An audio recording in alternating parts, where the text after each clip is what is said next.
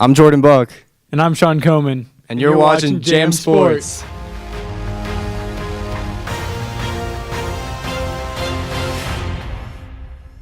Hello everyone and welcome back to another Jam Sports Pro Sports Recap. We're your hosts, Max Danielsen. And I'm Jared Hedges. Jared, of course, it's been a long time since we've gotten to do one of these Pro Sports Recaps. Maybe about 2 months? And a lot of news has accumulated amongst all the leagues.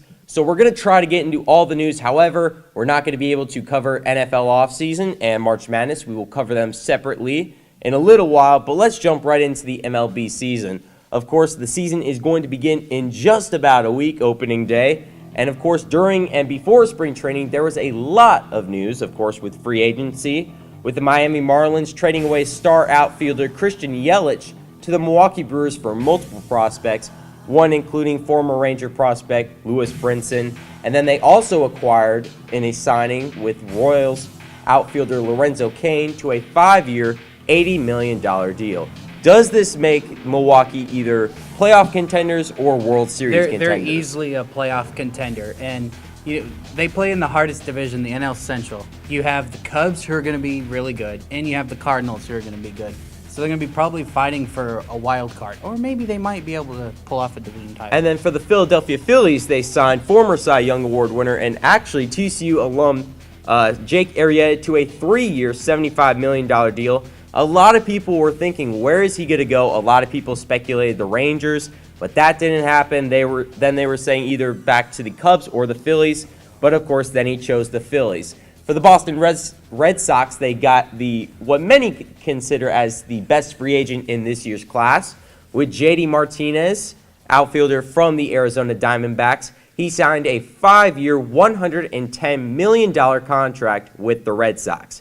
Now, of course, there's a lot of teams that are going to be great this season, but of course, the main one is going to be the defending World Series champion Houston Astros.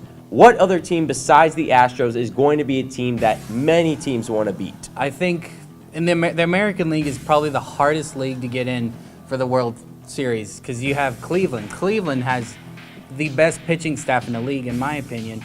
And Boston, it's going to be interesting watching Boston and New York face each other because you have Stanton and Judge and Sanchez, and you look at the Red Sox, they have a great pitching staff, Benintendi, Betts. It's going to be interesting to watch. And then the Yankees have an amazing bullpen, so it will be very interesting to watch. And moving on to the NHL, the trade deadline this year has brought in major players to a variety of different teams.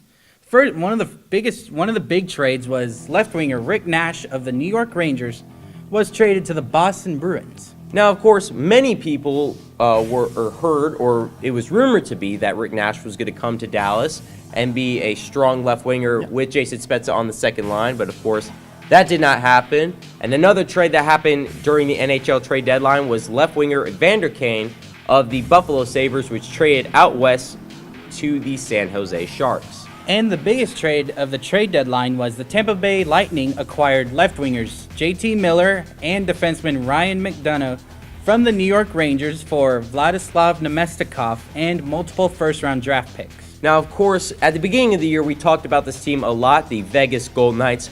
We really didn't know what this team would do in the season, but they have just turned their season around and really have showed what this team has for its future. Of course, as of February 1st, they are the only team in expansion history in their first year to have 34 wins, and they will also be the first ever expansion team in their first year to make the postseason. And Jared, I think this concludes our pro sports segment for this week, as we thank you for watching from myself, Max Danielsen. And Jared Hedges. As of course, we thank you for watching once again, and as always, have a pleasant good morning, a good afternoon, or a good evening to you, whenever or wherever you may be watching. Thank you.